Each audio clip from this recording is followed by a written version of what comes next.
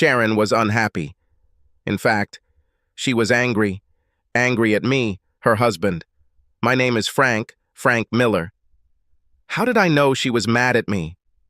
It's simple. As I drove us home from a party hosted by a couple she knew, Anne and Hank Vanderlink, she sat huddled in her seat, as far away from me as possible, with a scowl on her face that could turn milk sour. Why was she so angry with me? Well, to be honest, I think she had a right to it, since I just completely ruined her evening. What a bore, right? I should be ashamed for disgracing my wife, the mother of my 3 children. Shame on me, shame on me. Okay, so how did I embarrass her and ruin her evening? I pulled out the wrong key. You see, there is an eccentric part to the parties that the Wonderlinks throw, an eccentric part that my beloved wife suddenly decided to take part in. Unfortunately for her, I wanted no part of it. We had never been to one of their parties before, but my wife had heard about them and managed to get an invitation through a friend of a friend. My wife of 10 years forgot to tell me that the party we were going to that night was going to end differently than most parties. She forgot to tell me in advance that at this party, all the wives were to put their house keys in a bowl, and after the keys were thoroughly mixed, the husbands were to, without looking, take a random key from the bowl and escort the wife, to whom this key belonged, to her bedroom and to her bed in the bedroom for the whole night of carnal, adulterous pleasures. As the party was ending and I suddenly found out what was going to happen, I almost went crazy. I've never been so angry with Sharon before. I grabbed her hand and dragged her to the kitchen. Did you know this party would end like this? She looked at me with a smirk on her face. Yes. And you didn't think to let me in on this little detail before we came here? No, because I knew that you would not agree to this if you had no choice. You're damn right. I won't agree with this, and I always have a choice. Let's go from here. Frank, we can't leave now. It would be impolite. You'll put me in an awkward position. Besides, it's only for one night. It will bring some excitement back into our marriage. I can do without this kind of excitement. Now, let's apologize and get out of here. We really need a little excitement, Frank. I need a little excitement. Just for one night, I want to be a woman, not just a wife and mother. It's just one night. Once, and will never happen again. Besides, I've already put the key to our house in the bowl, so it's too late to back out now. It's not too fucking late. Just look at me. And I took her hand and practically dragged her back to the living room, where everyone was gathered around a bowl filled with keys, ready to choose their date for the night. Sharon pulled away, trying to free herself from my grip. I let go of her, walked over to the bowl, and said quite loudly, "Sorry, but I was not informed about this part of the night's entertainment, and I do not plan to share my wife with any of you." I started rummaging through the bowl until I found the key to our house that my wife had placed there, the one with the red plastic cover on the head. I took it out of the bowl and turned to face the surprised group of partygoers. As I said, I was not informed of the rules of this party before my wife brought me here. I don't believe in adultery, and my wedding vows are sacred to me. There was some grumbling and a few angry faces staring at me, but I didn't care. I turned to look at my wife, who was white with anger. "Sharon, you have a choice, but you have to make a decision right now. Come with me, and forget about this madness, or stay and never come home again. I'm leaving." All eyes turned to my wife, whose face was now bright red with embarrassment. She looked defiant for a moment. "I apologize to all of you for my husband's rude behavior. I would love to stay, but obviously under the circumstances, it's better for me to leave." And she reluctantly and angrily followed me to the car. "You are an insufferable, selfish idiot," she yelled at me. "How dare you embarrass me like that in front of these people? We will never be invited there again." "Embarrass you, Sharon? What about how you embarrassed me by not letting me in on your little plan to sleep with another man tonight? Well, you could grab one of the other wives so we could both have a good time." I couldn't believe what I was hearing. "I don't want another woman, Sharon. I reserve this very private activity for my wife, and I'm more than a little dismayed to learn after 10 years of marriage that you want to share your bed with another man. It would be just one time, Frank. Out of all the hundreds of married nights that we have spent and will spend together, it would be just one night with another partner. It's not a big ask, considering I've been a good wife for the last 10 years. Actually, Sharon, this is a very big request. I can't believe what I'm hearing, but it really means a lot to you, doesn't it? Yes, Frank, that's true. I've been waiting for this for weeks. One night where I don't have to be a wife and mother, I'll be a woman having an adventure, being adored and having sex with another man for a few hours. You mean your only night where you have sex with someone other than your husband? Yes, I guess. I slammed on the brakes, spun 180 degrees in the middle of the street, and made my tires squeal as I sped back toward Vanderlink's house. Sharon squealed when I made an ooh. What are you doing, Frank? If spending one night having sex with another man means that much to you, Sharon, then you might just do it. I stopped in front of their house. It turned out that all the other cars were still there. Looks like it's not too late for you to get involved, so get out. Get out and enjoy your night. Have sex with some strange guy. I hope you find someone with a lot of manhood in their pants who can do for you what I obviously can't. Frank, this is just an adventure, something new. Your asset is the perfect size, and you always do the right things to me. But you know that I can't go to them alone. We both have to participate. Each of us must spend the night with a new partner. I told you I don't want any part of this, Sharon. I have never cheated on you and will never have sex with another woman until we are no longer married. What does it mean? It means exactly what I said. It's time to make a decision, Sharon. So if you're going to do this, get out and go to your adulterous friends. I have no doubt that they will find a place for a beautiful woman in their small circle, even if she is not accompanied by a husband. Sharon put her hand on the doorknob and stopped. I could see the wheels turning in her brain. Her voice softened. Could you come pick me up in the morning, Frank? You know, at whichever man's house I end up at? I'll call you and let you know where I am. It would be so sweet. It would mean a lot to me. No way in the world, but I'm sure your new lover will be happy to take you somewhere after he rides you all night. It sounds so ugly when you say that, Frank. He won't be my lover. He'll just be a man I have sex with, someone new, to experience the novelty. For one night, that's all. I love you, Frank. You are the only man I have ever loved or will ever love. You seriously believe this, don't you? There is no way you can love me and do what you plan. Let me make sure I understand correctly. You say you're just looking for someone new to fuck you with, right? As a result of this, another man will be ready to impregnate you. That's rude, Frank. You know I'm on pills, so that's impossible. He's not going to get me pregnant, but yeah, just one little night with someone new. It will be exciting. Have you ever wondered what it would be like to look into someone's new face while you have her? Just a new experience, new sensations, everything so new and unusual. Wait and see. Our lovemaking will improve from now on. Well, enjoy the way the new guy has you and the new sensations he gives you, Sharon. I hope you know what you're doing. It's just one night, Frank. It's not that much. 1 second would be too much. We have the rest of our life together ahead of us. We'll never have anything together again if you do this. I'm asking you, I'm begging you for the last time, Sharon, don't do this. You're overreacting, Frank, and I stand by my point. I won't let you ruin my night.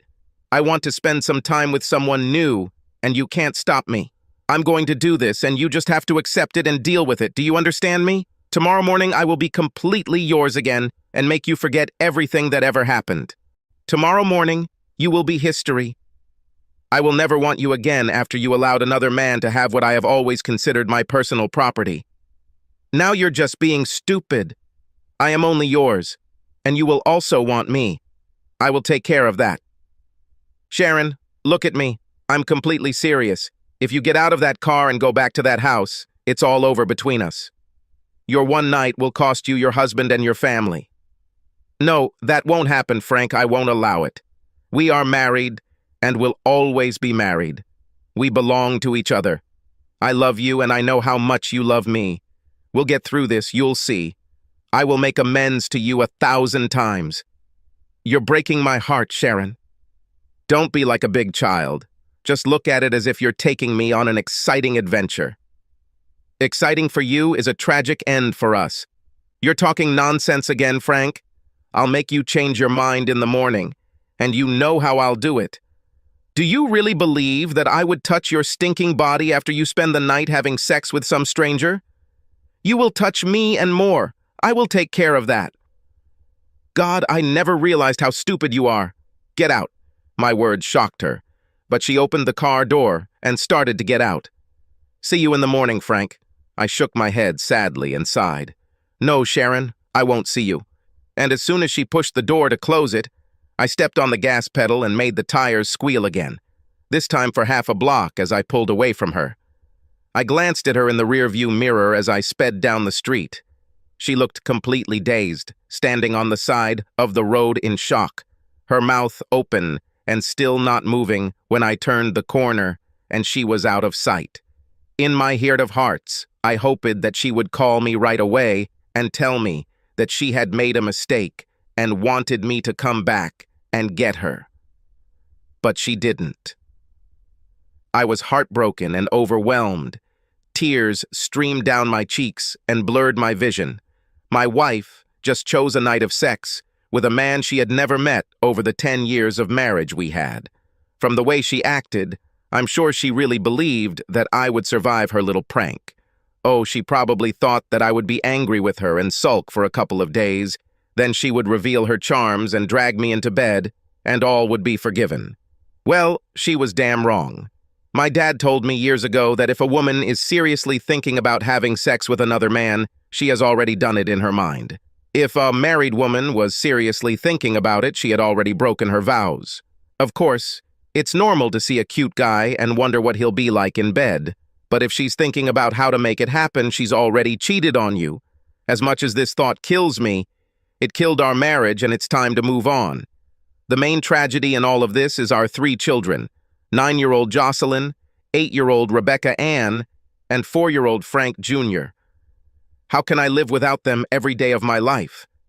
But I can't let what Sharon did go without serious consequences for her. The kids were at my mother's for the weekend, so I had time to figure out my next steps. I drove aimlessly for half an hour, still hoping that Sharon would call me to come and pick her up, but it quickly became clear that she had made up her mind. Finally, I decided on my initial plan and headed home. As soon as I pulled into the driveway, my cell phone rang. I was hoping it was her. She wanted me to come and get her, but the caller ID showed it wasn't Sharon. I answered the call anyway. The music and laughter of the party was playing in the background and a man spoke. "Frank, old man, this is Rick Wilson from the party you ran away from. Your beautiful wife gave me your phone number. I guess she's hoping I can talk some sense into you.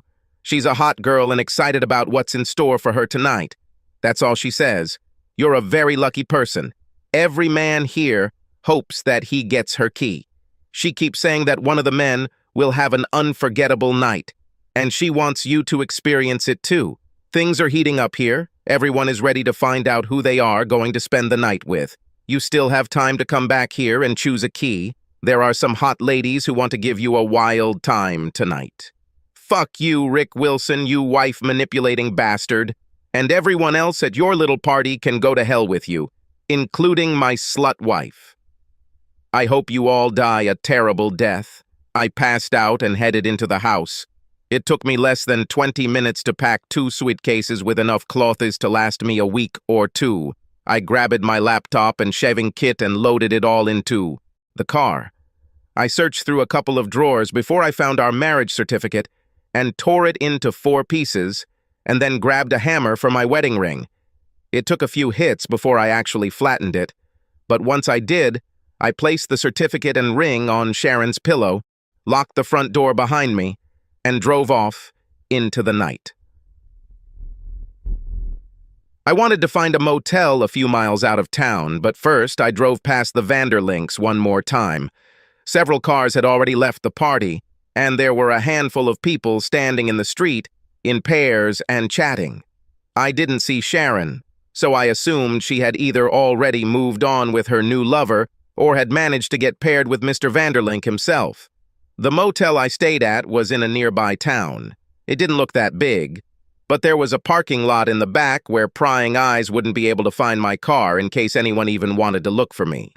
I locked the car, bought a six-pack of Newcastle from the convenience store next door, and decided to watch some TV. The first two drinks relaxed me, and I was opening the third when my phone rang. It was Sharon, and since I was sure she wasn't calling me so I could come and pick her up, I let it go to voicemail. Frank, you're acting like a big kid about this. Rick Wilson told me what you told him. How many times do I have to tell you that it's just one night? I'll just let one new guy fuck me a few times and that doesn't make me a fallen woman. I swear, even if it hurts a little, I will make it up to you in ways you can't imagine when I get home tomorrow. You probably don't care, but since you took our house key out of the bowl, they gave me a new one, and the guy who got it is named Glenn. He seems very nice and assures me that he won't force me to do anything I don't like. He is married, he has the same children as ours. Since you are at our house, I came to his house. His wife and her boyfriend will also stay here for the night, but in another part of the house, far enough away from us so that we won't hear each other when things get heated and we start making noise. You know how loud I can get when you touch me.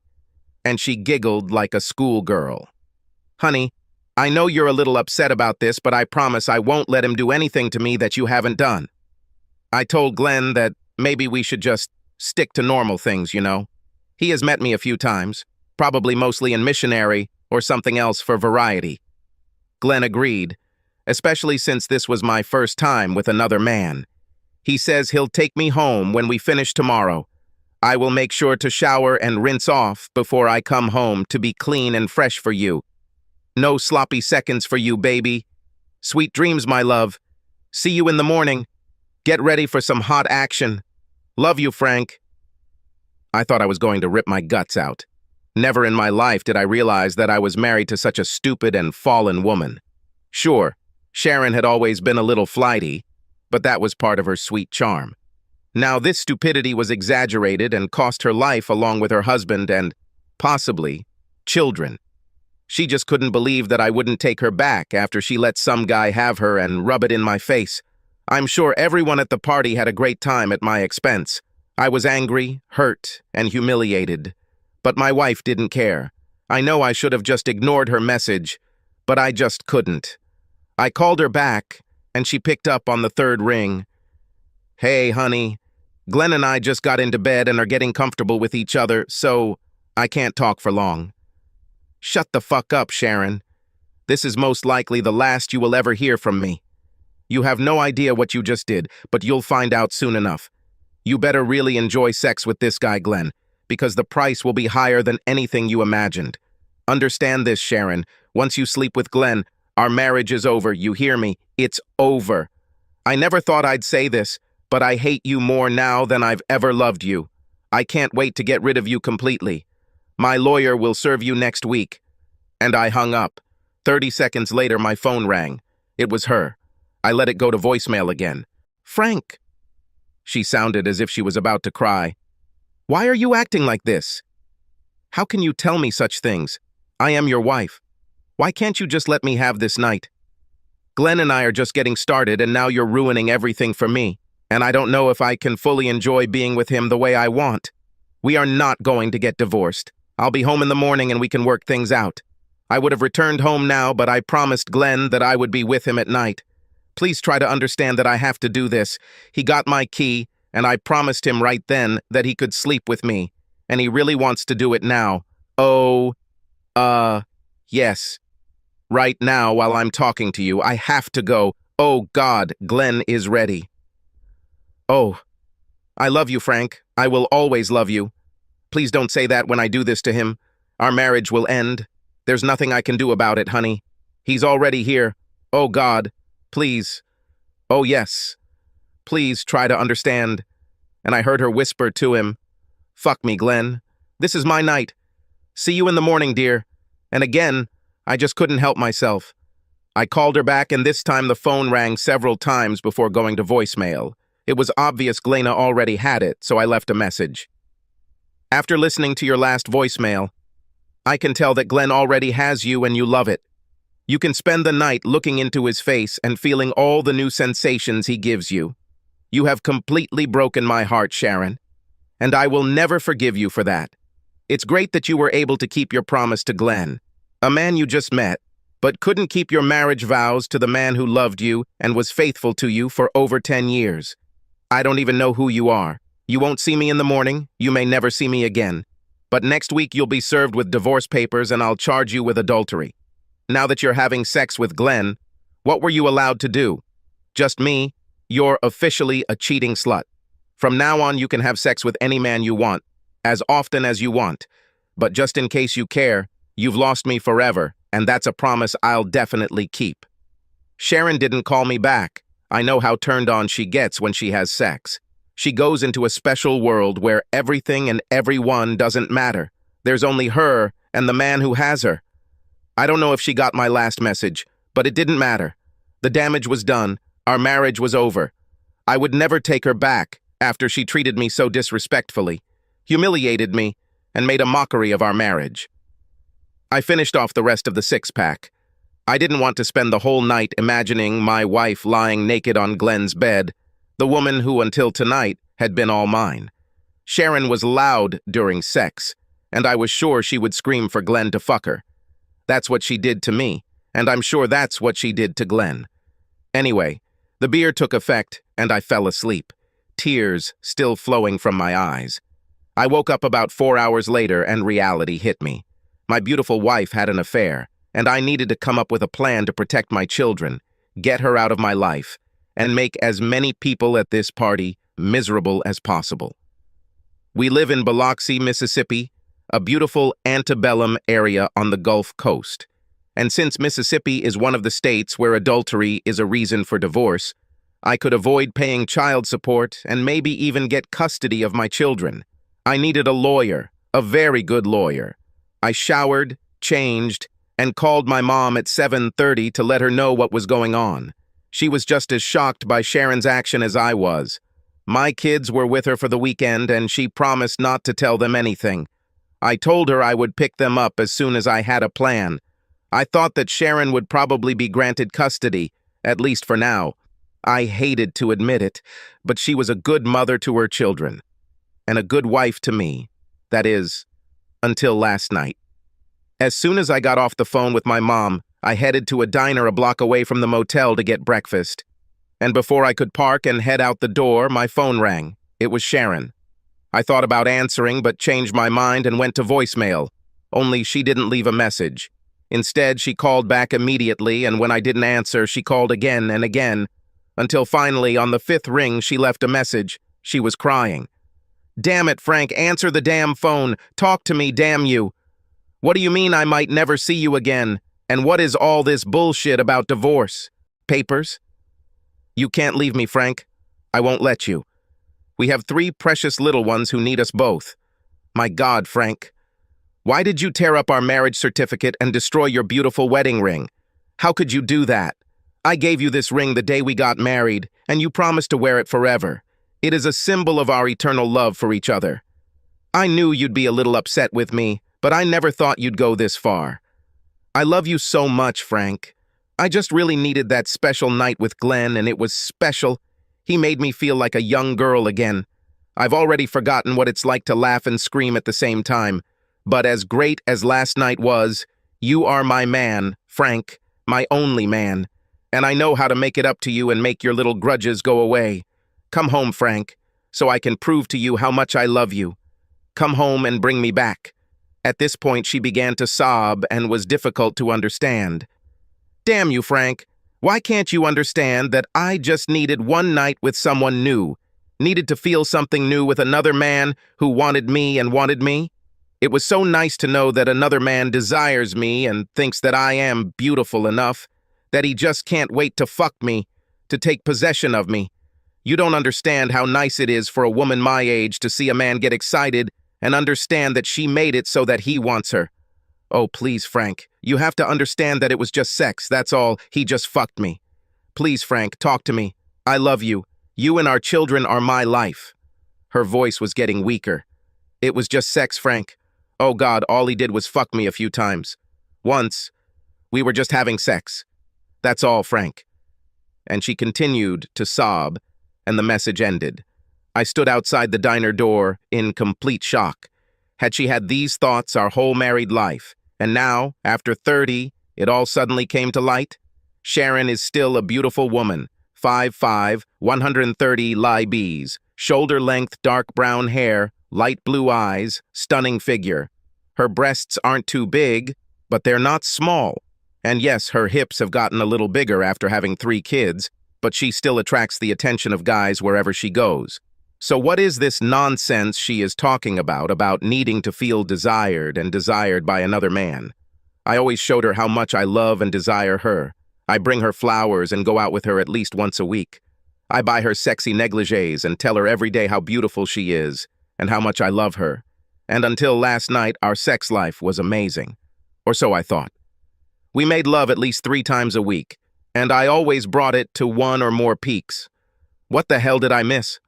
I lost my appetite, but I walked into the diner anyway, found an empty table, and ordered scrambled eggs, toast, and black coffee.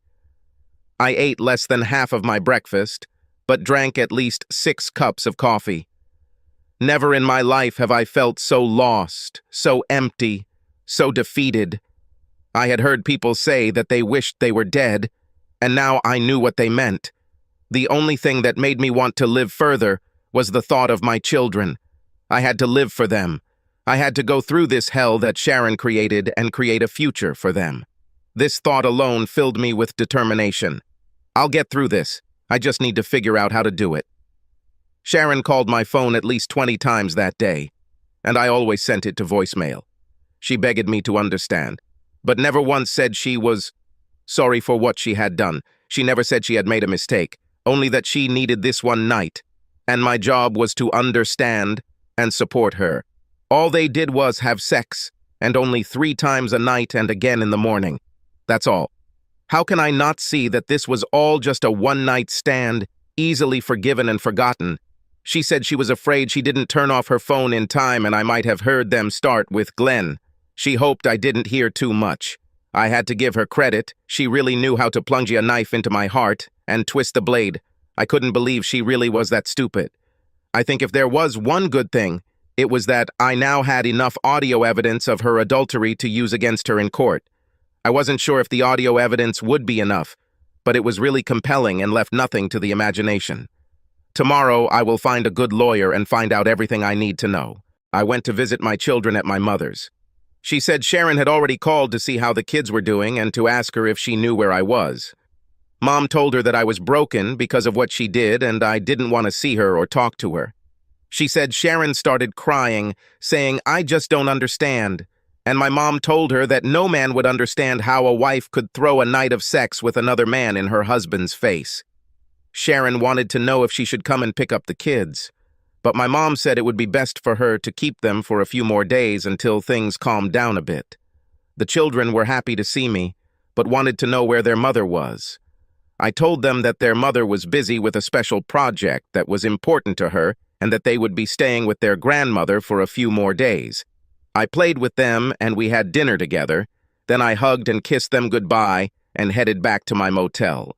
Tomorrow will be a busy day. I had 1 stop before I was done for the day. Well, actually, 1 drive past. I drove past my house, and as soon as I saw it, tears came to my eyes again. I cried for what I had lost and would never get back. I was a little surprised to not see any strange cars parked in the driveway.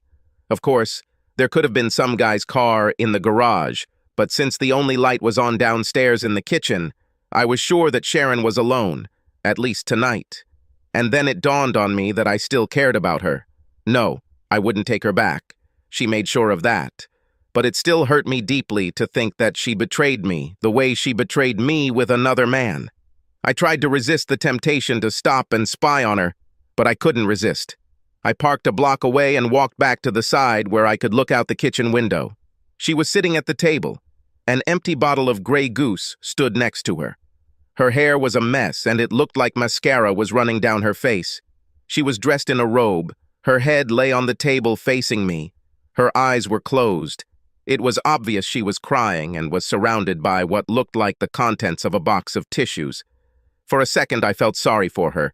Then I remembered what she willingly did to me and to our children, and my blood froze in my veins. I wanted to scream at her, but instead I returned to my car and drove away. I did feel a little satisfaction. Maybe she was really starting to understand what she had done. In any case, if she wanted someone to take pity on her, she could call her lover Glenn. Monday came early, and I had a lot to do. Breakfast at the diner consisted of eggs and toast with black coffee, but this time I ate it all. I called my mom and spoke to each of my children, letting them know that I loved them and would see them soon. I then called my office and told my assistant that I would be dealing with personal issues for the next 2 days, and if anything important needed my attention, she should call or text me. She asked me if something was wrong, and I told her, yes, but I'll explain later. During my senior year at Ole Miss, I shared an apartment with 2 close friends, Douglas Prater III and Maxwell McCrae. We became best friends, and although we only got to meet occasionally, we kept in touch with each other over the years. I got a degree in computer science, while Doug got a degree in business administration, and Max became a lawyer. First, I called Doug and asked him if he and Max could meet me for drinks at about 5. I told him I needed their advice on an important matter, and Doug agreed to contact Max and meet me at the lava bar on the beach. I got there early. Max arrived a little after 5, and Doug showed up 10 minutes later. We greeted each other warmly and found a table on the patio, ordered beers, and toasted each other. "What's the matter, Frank?" Doug asked. "Your phone call seemed important to me." "Sharon cheated on me and rubbed it in my face," I told them, and then told them everything. "God, this is hard, man," Doug said. "I just can't believe she did something like that," Max added. "Me neither, but she did it without any shame or remorse, and she still thinks I'm overreacting. Can you believe this shit?" "So what are you going to do?" Max asked me. "I want a divorce, and I would like to punish Glenn, whoever he is, and the rest of those idiots at the party, but more importantly, I want to try to get custody of my children." "It might not be easy, Frank," Max said, "unless she was a bad mother. I mean, if she brings strange men into your house and has sex while the kids are there, then you have options.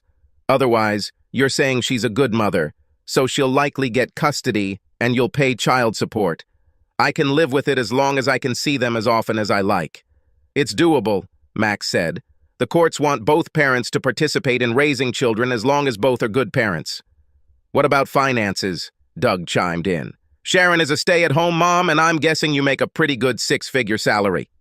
How big are your bank accounts, checking and savings, any investments, 401k, individual retirement account? All of the above, and I think it all adds up to 700 or 800,000, maybe a little more. The court will most likely split it strictly in half, give Sharon the house and custody, but if you can prove that she committed adultery, and it seems to me that you have a pretty strong argument, you won't have to pay alimony. Do you know a really, and I mean really, good divorce lawyer? In fact, one of the partners in my firm is one of the best family law attorneys in Mississippi. Her name is Maddie Simmons. Do you want me to make an appointment for you?" "Of course, and the sooner the better." "In the meantime," Doug said, "I'll see what we can do to protect some of your money. Send me every dollar of your information, and I'll take care of it." We toasted each other again, drank a little more, and said goodbye. I suddenly felt better than I ever had since this whole mess started. As I was driving back to my motel, my mind buzzing with everything I needed to do, my cell phone rang, and it was Sharon. I thought for a second, then realized I would have to talk to her eventually, so I pulled over and answered. "What do you want, Sharon?" I decided not to beat around the bush and get down to business right away. "What do you think I want, Frank?" "I want my husband to come home where he belongs." I could tell she was crying. "Well, unfortunately for you, your little, as you called it, your little fun with Glenn makes it impossible for me to return home." She burst into sobs. "Don't say that, Frank. Don't you dare say that. I only spent 1 night away from you after 10 years, and that is not grounds for divorce. Think again. Adultery is definitely grounds for divorce in Mississippi. Why do you keep calling it cheating? It was just 1 night with someone new, just a fling. When a married woman gets involved with someone new, whether it's for 1 night or 1 second, it's cheating. I told you that the second you had sex with another man, it would be over between us, and I wasn't kidding." "Oh God, please, Frank, you can't do this to me." You did this to yourself, Sharon. What the hell happened to you? Are you on hallucinogenic drugs? Did you have a mental breakdown, or are you just incredibly stupid? It just seems to me that you were so caught up in the idea of having sex with another man that you didn't care about our children or what I thought or wanted. You just had to do it. Well, guess what? You did it, and now you're paying the consequences. I thought we were really happy, nice house, 3 great kids. Our sex life was great. And then you ruined it all by sleeping with some stranger and rubbing it in my face. We have always been happy, Frank, and we are happy now. I was just wondering what it would be like to be with another man for one dirty night in our long life together. Just try someone new without harm, that's all. No harm? For some reason you don't understand at all what harm you have caused. You completely destroyed our family overnight because of your selfishness. You have broken our life into a million pieces, and there is no hope of ever putting them back together again. First of all, Sharon, you broke my heart, even though you made it clear that you didn't care. Remember me, your husband, the man who loved you without any doubt from the moment he first saw you. A person who works long hours every day to give you and your children the life you dream of. You spat in my face and left me to find yourself in the arms and bed of a complete stranger. You gave him those parts of your body that 10 years ago you swore that they would belong only to me. You took this oath before God, before our families and all our friends. Moreover, last night you rubbed it in my face, letting me know that you were going to do it, no matter how much I begged you not to do it. You basically told me to get the hell out, you do whatever you want, and it's none of my business. I never meant for it to look like this, Frank. I don't know why, but I didn't think I was hurting you. I just wanted to do something new. I love you. It was never about you. It was what I needed. And that's what brought you here. You took your husband out of the equation. All your cheating with Glenn last night concerned only you and him. You didn't think about me or your children. I deserve a special night just for myself. Well, fortunately for you, your Royal Highness, you got it, and it cost you your marriage to me and very likely your reputation among your family and friends.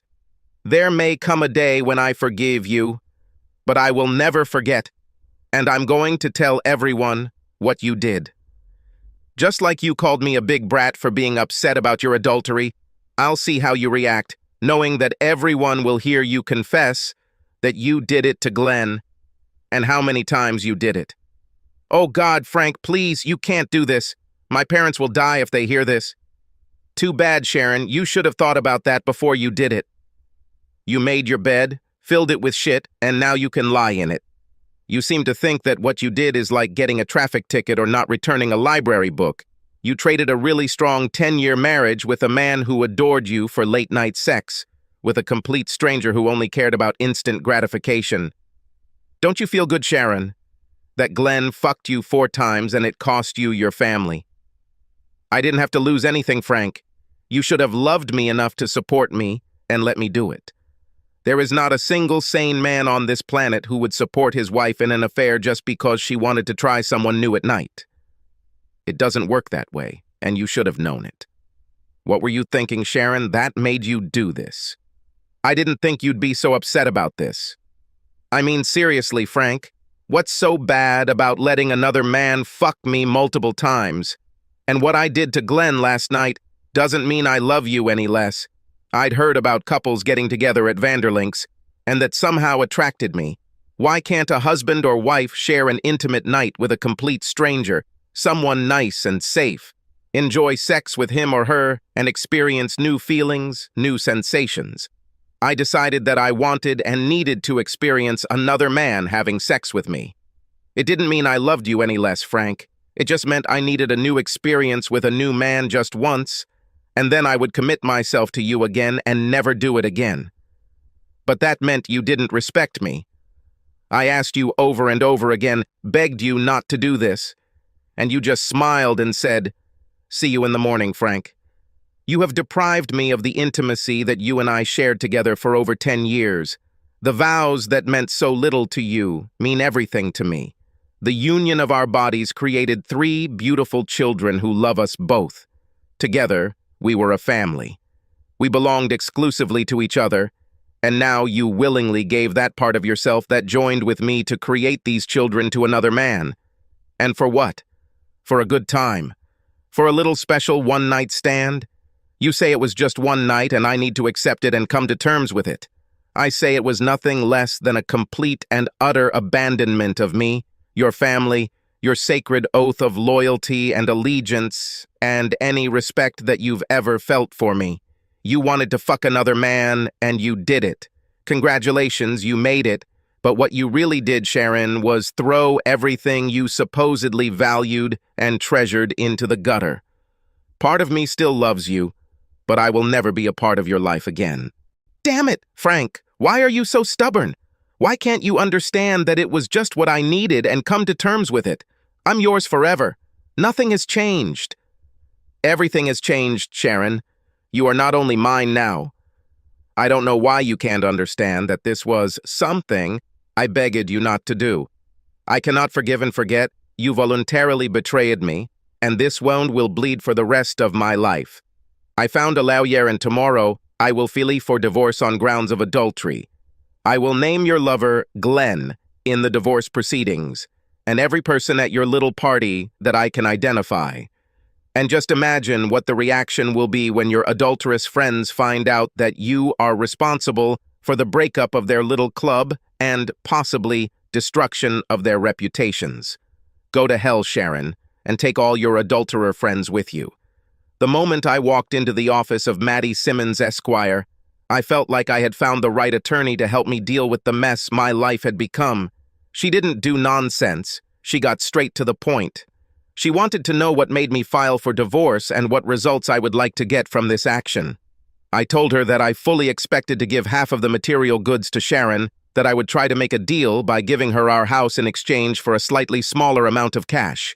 I also realized that even by filing an affair, I probably wouldn't get full custody of my children, but I wanted unlimited access to them and didn't want to pay her child support. I played all the audio evidence I had of Sharon's betrayal, where she freely admitted over and over again that she and Glenn had sex all night long. Ms. Simmons shook her head over and over again, simply in disbelief that my wife was so naive that she couldn't believe that I was upset about her little affair, and even more so, that she willingly admitted her actions in a voice message, which could be used against her in court. We'll probably need to get a voice recognition expert to confirm that it's your wife's voice, she told me. But unless we get a really bad judge, the recordings should be used in court. We spent the rest of the hour discussing what I hoped to achieve against this guy, Glenn, and the others at the wife-swapping party.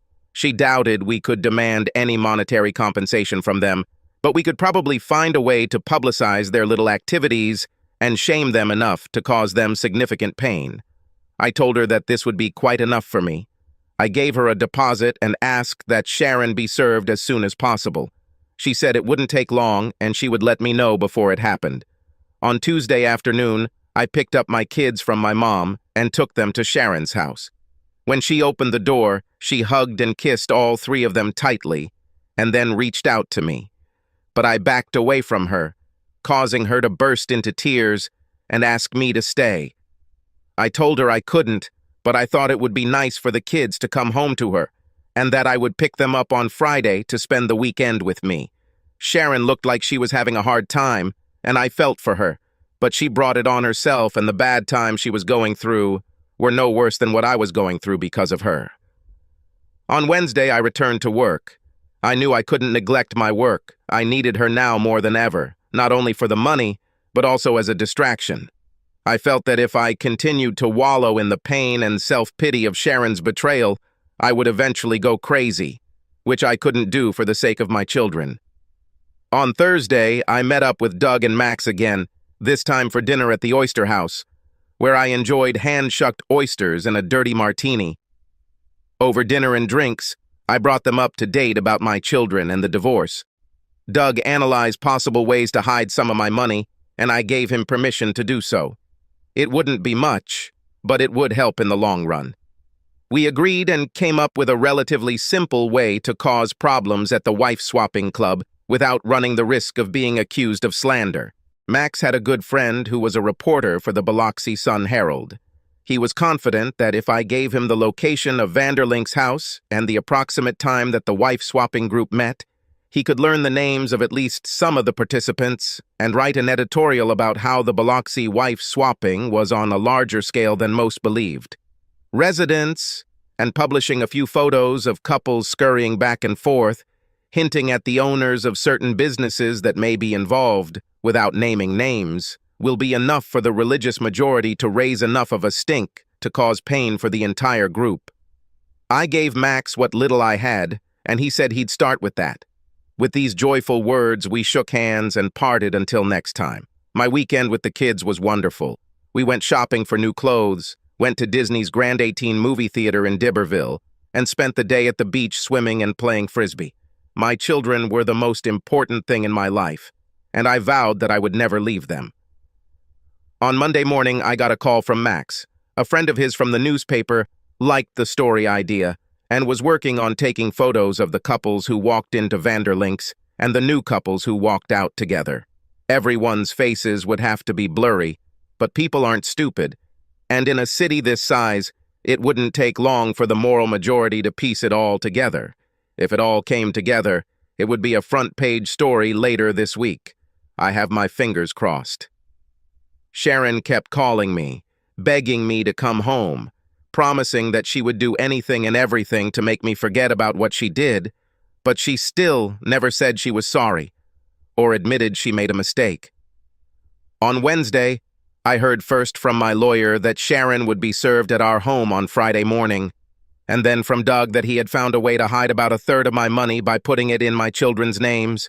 Finally, Max called me and told me that his friend from the newspaper had done some digging and found that the wife-swapping swingers were going to meet again Friday night at Vanderlink's, and he planned to sit across the street in an unmarked van, taking pictures of everyone who came and went. He wanted to interview me again about what happened at the party, and if everything went according to plan, the article should appear in the newspaper next week. I felt better than I had in a long time. Friday came, and I waited for the call that I knew would come from Sharon after she received the divorce papers. And of course, I was not surprised. My lawyer called me at 2:30 to let me know that she had been served, and no more than 10 minutes later, my phone rang again, and the number told me it was my soon-to-be ex-wife. I smiled to myself. I wonder what she wants? I thought about sending the call to voicemail, but decided against it. "Hi, Sharon, how are you?" "What the hell did you do, Frank?" Her voice was not friendly. "I filed for divorce from you, Sharon, which is what I told you I was going to do. And I told you that there will be no divorce. And you filed a report of treason? One night with another man is not cheating, Frank." "I have to disagree with you on this issue, Sharon. Spending the night with a man who is not your spouse defines adultery in Mississippi." She started crying. "Why are you so angry with me, Frank? I love you. All Glenn did was fuck me a few times. It was an affair, that's all." "Oh, sorry, Sharon, it's my fault. I had the false idea that having sex with someone other than your husband was cheating. How could I possibly have made this terrible mistake? Give it up, Sharon, it's over. I warned you over and over again and begged you not to do this, but you did it anyway, and now you will have to pay. Moreover, I believe that you will soon discover that your problems are not over yet. Goodbye, Sharon. Have a happy life." And I ended the call. The biggest problem I had was that I still loved Sharon. It probably always would be, but I could never trust her again, and there was no way I was going to stay married to a cheater. I knew I should stay away from Vanderlink's Friday night party, but I couldn't resist the urge to drive by once, just to see what was going on. I also wanted to see if Sharon's car was there, although I was pretty sure she would miss the party, at least this time. There was no sign of her car. Of course, she could have gone with someone else, and yes, I knew they only allowed couples to visit, but they made an exception for her once, and who's to say they wouldn't do it again? I did see a van parked across the street from the house and figured the reporter was out there somewhere. I wished him luck in pinning their asses. The results were not long in coming. The next afternoon, Max's friend, a reporter, called me asking for some information, which I gladly did. He told me that he had taken more than 100 photographs and recognized more than a dozen couples of the city's finest citizens, and strangely enough, It seemed unlikely that exactly the same couples were leaving the house 2 hours later. Max gave him a photograph of my wife so he could recognize her, and he assured me that she was not one of the participants entering or leaving the Vanderlink house. He asked me to describe what I saw and experienced when I was in the house during one of the key parties, and I did my best to describe how the keys were placed in a large bowl, and although I never saw that part, where the men pulled out a random key and walked off with the woman who owned it, I got a clear idea of what was about to happen from my wife's description, as well as from overhearing another couple talk about their experiences at past parties. Before we said goodbye, he asked me if he could allude to the fact that he had first-hand knowledge of at least one marriage that had been ruined by partying and children suffering because of their parents' divorce. I told him to go until the names were called. The article appeared in the Sunday edition of the newspaper, and the proverbial shit hit the proverbial fan. Not only was the article on the front news page, with a large photo of the couples coming and going, their faces blurred out, but at least a dozen additional photos were spread across 4 more pages, and although every attempt was made to hide their faces, it was ridiculously easy to identify many of the participants due to the cars they drove and the clothes they wore. I mean, it was pretty much the cream of the crop in Biloxi. By Monday, the whole city was talking about the story and the parties. At least a half-dozen priests gave radio and television interviews about the evil that had infiltrated their Christian community, and civic leaders condemned the Jewel of the South for its lost morals. Lawsuits and counterclaims were filed to no avail, prominent companies lost clients, and more than one couple found themselves in divorce court. For me, it was all funny, a well-deserved retribution for the hell that I experienced due to the loss of my wife and the breakup of my family. And even if some people realized that I was being cuckolded, I wouldn't care. I got my revenge, and that's all that mattered, really. Sharon tried for months to get me to come back to her, but she never had a chance. The divorce was finalized, and I received joint custody of my children. During the months that I have them, Sharon gets them on the weekends, and vice versa when she has them. It's not the best deal in the world, but we're getting by. Oh yeah, since Sharon didn't argue with me on any part of the divorce, I let her off the hook and didn't share the audio of her admitting cheating with her family or friends. As for the couples who participated in the key parties, some of them got divorced and moved away. Maybe skipping town is a better word. As for Sharon and I, she started dating again. I'm still not sure she fully understands why I found her actions completely unacceptable, but that's her problem, and I wish whoever becomes her future husband the best of luck. I dated several very nice young women, but never found one I was willing to spend the rest of my life with. Some have wanted to move in with me, but I'm still a little hesitant when it comes to giving a woman a key. Subscribe to our channel so that your second chaff doesn't cheat on you, and go ahead and listen to the next story, because this story is nothing compared to the next one. If you're under 18, don't even think about listening to the next one. Listening to the next one. Listening to the next one. Listening to the next one.